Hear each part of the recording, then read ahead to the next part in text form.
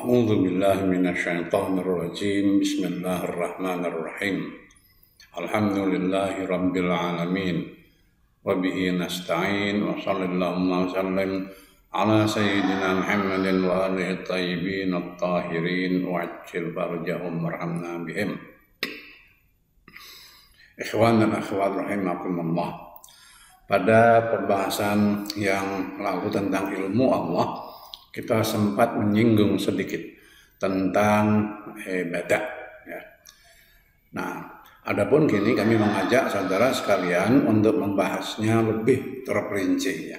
Untuk tidak membuang waktu, segera kita katakan bahwa bada atau al-bada'u ya, adalah istilah bahasa Arab, diambil dari kata kerja bada yabdu. Dalam bahasa Arab dikatakan bada li fulanin ra'yun. Itu ya, artinya muncul ide atau pikiran pada si fulan. Dengan artian bahwa ide tersebut tidak terlintas sebelum itu di benaknya. Akan tetapi ada makna lain yang tampak mirip dengan itu, padahal keduanya justru berlawanan. Ya, yaitu jika seorang umpamanya nih contoh kalimat ya mengatakan baraza fulanun fabada lahu minasyaja'ati makana makhfiyan anin nasi. Si fulan tampil ya untuk melawan musuh dalam perang umpamanya ya. Si fulan tampil, maka terlihatlah, tampaklah gitu keberaniannya yang selama ini tidak diketahui oleh orang banyak. Gitu. Jadi dalam makna ini, bada ini, ya, terlihat bahwa pada mulanya orang tidak menyangka, tidak tahu bahwa si fulan ini memiliki keberanian yang besar. Ya, akan tetapi ketika ia tampil ke medan perang, menghadapi kekuatan musuh dan berperang dengan gagah berani, barulah orang-orang mengetahui bahwa ternyata ia memiliki keberanian. Itu contoh kasus bada dalam kalimat pertama di atas, yaitu bada li fulanin ra'yun tadi itu, ya kan?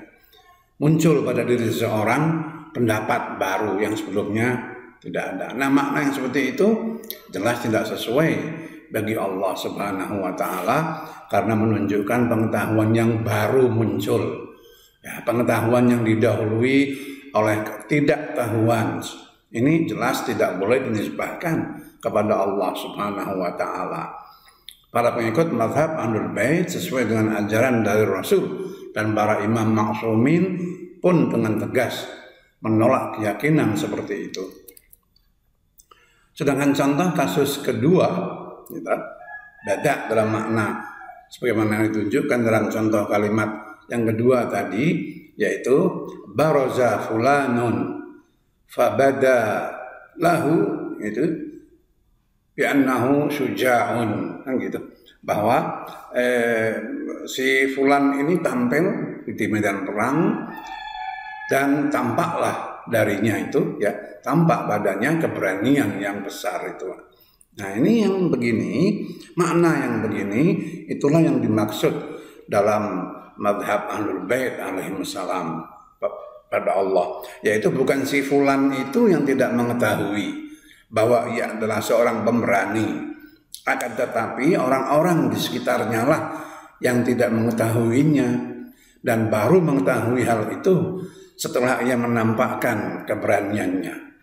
Nah, dalam kasus Allah Subhanahu wa Ta'ala, ya, bada lillahi dan seterusnya, bukan Allah yang tidak mengetahui sesuatu kemudian baru mengetahuinya, akan tetapi umat manusialah yang mula-mula tidak mengetahuinya.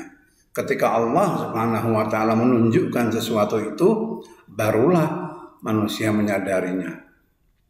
Ya, dengan demikian bada lahu memiliki dua arti, yaitu jika berkenaan dengan manusia, ia berarti mengetahui sesuatu yang baru yang tidak diketahui sebelumnya. Sedangkan jika berkenaan dengan Allah, maka ia berarti bahwa Allah menunjukkan sesuatu yang tidak diketahui oleh selainnya sebelum itu.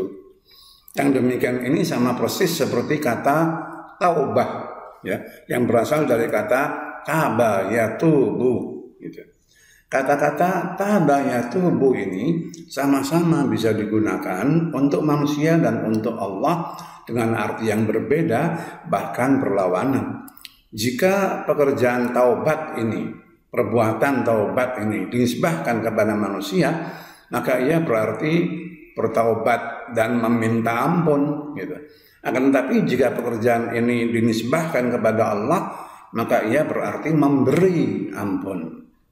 Nah, kata-kata bada juga seperti itu. Jika perbuatan ini dilakukan oleh manusia, ia berarti mengetahui sesuatu yang tidak diketahui sebelumnya. Sedangkan jika dilakukan oleh Allah, ia berarti menunjukkan kepada manusia sesuatu yang tersembunyi sebelumnya dan tidak diketahui oleh manusia tersebut. Lalu apakah yang ditunjukkan oleh Allah Subhanahu wa taala kepada manusia itu? Ya. Dari berbagai riwayat juga ayat Al-Quran, ya, dapat diketahui bahwa bada Allah ini selalunya bada, ya, berkenaan dengan ketentuan dan takdir Allah Subhanahu wa taala pada makhluk ciptaannya, gitu. Umpamanya jika Allah Subhanahu wa taala telah memberitakan bahwa si fulan akan meninggal besok, umpamanya, gitu ya, atau di waktu tertentu lah, gitu. Akan tetapi ternyata orang itu tidak meninggal di waktu yang telah ditentukan tersebut, yang telah diberitakan, gitu ya. Nah, maka dia meninggal di waktu lain, gitu. Maka yang demikian itu terjadi bada, tentu saja bahwa dia tidak meninggal di waktu yang lain itu adalah ketentuan Allah, bahwa dia meninggal ya di waktu yang lain, bukan di waktu yang telah diberitakan itu juga perubahan yang ditentukan oleh Allah Subhanahu wa taala.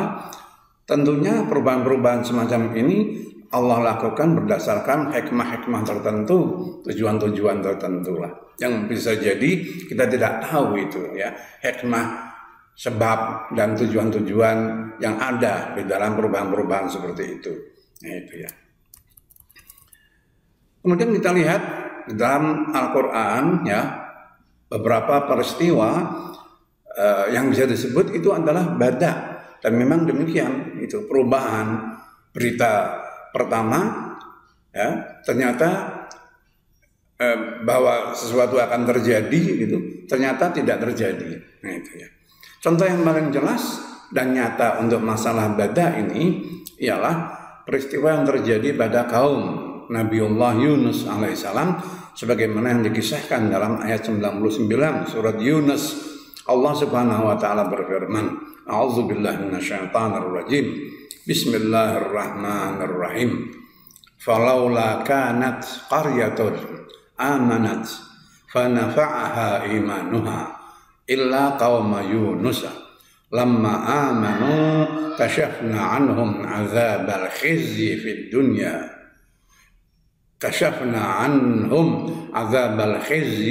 fil hayatid dunya wa mata'nahum ila hin, gitu. Jadi jika tidak karena penduduk suatu kota beriman sehingga iman mereka itu bermanfaat, ya, untuk mereka, sebagaimana kaum Yunus yang ketika beriman maka kami singkirkan dari mereka azab yang menghinakan bagi kehidupan mereka di dunia, lalu kami berikan kesenangan kepada mereka hingga waktu tertentu.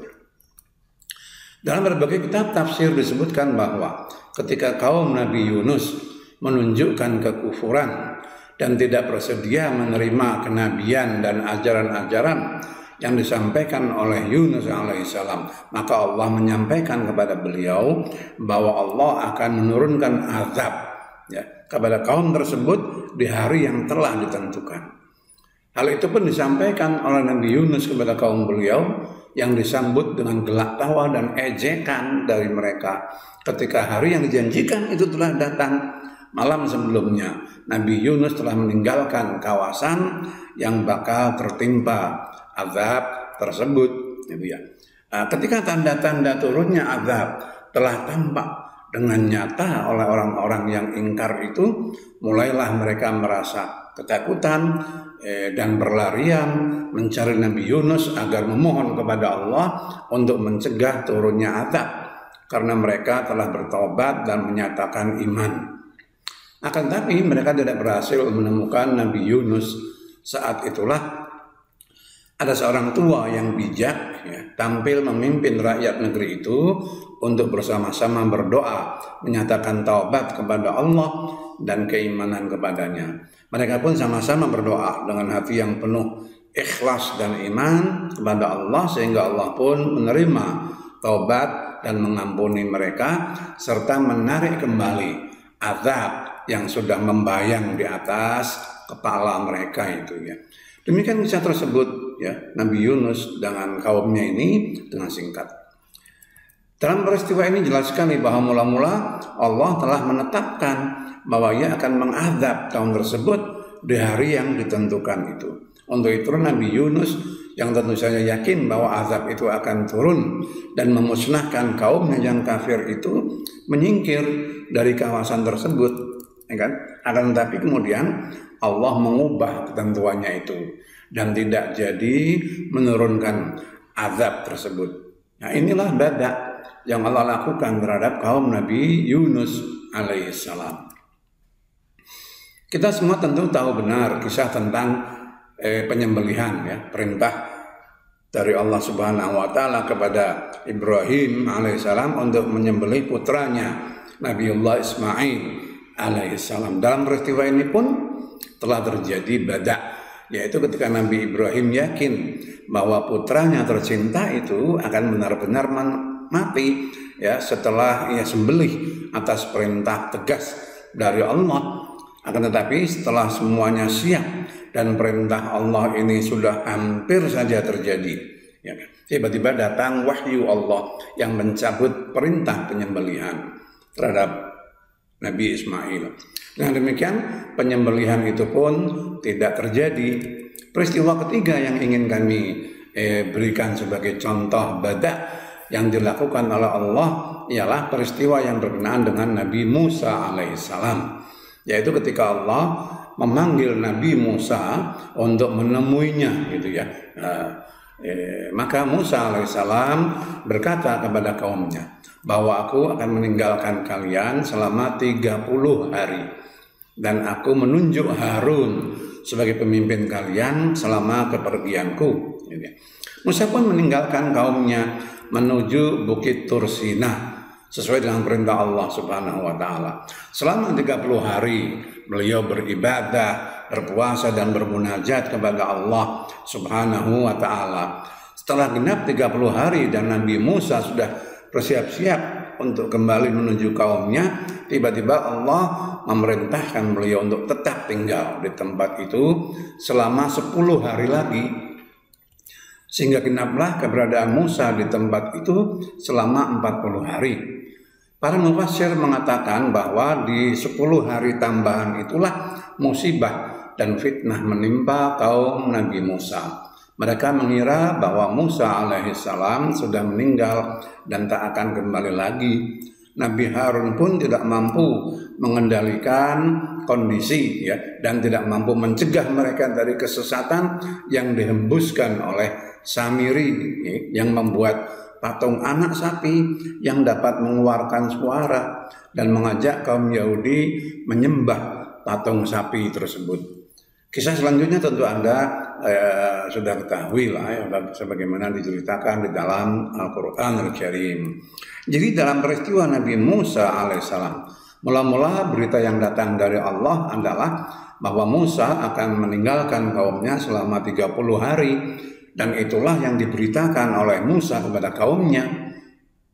Akan tetapi ternyata Allah meminta agar Musa berada di tempat tersebut selama 40 hari. Itu ya, terjadi perubahan. Saudara sekalian, singkatnya dari 3 peristiwa yang kami nukil dari Al-Quran itu, ya, kita ketahui bahwa informasi pertama yang diyakini oleh Nabi dan kaumnya bakal terjadi, ternyata tidak terjadi karena diubah oleh Allah Subhanahu wa Ta'ala dengan ketentuan baru. Inilah bada yang dimaksudkan oleh Syiah yang terjadi dan dilakukan oleh Allah Subhanahu wa Ta'ala. Kaum Syiah meyakini bahwa selain semua perubahan itu telah diketahui sebelumnya oleh Allah, juga meyakini bahwa semua itu dilakukan oleh Allah tentu saja ya berdasarkan hikmah-hikmah yang juga telah Allah ketahui. Ikhwan dan akhwat rahimakumullah, jadi sudah jelas ya definisi dan apa yang dimaksud dengan bada yang diyakini oleh Syiah Imamiyah Itsna Asyariyah, yaitu perubahan-perubahan ketentuan dan ketetapan Allah Subhanahu wa Ta'ala. Ya, dan yang demikian ini sebetulnya diyakini oleh seluruh umat muslimin, sebagaimana nanti akan kita jelaskan pada pertemuan-pertemuan selanjutnya. Wabillahi taufiq wal hidayah wal afu minkum. Wassalamualaikum warahmatullahi wabarakatuh.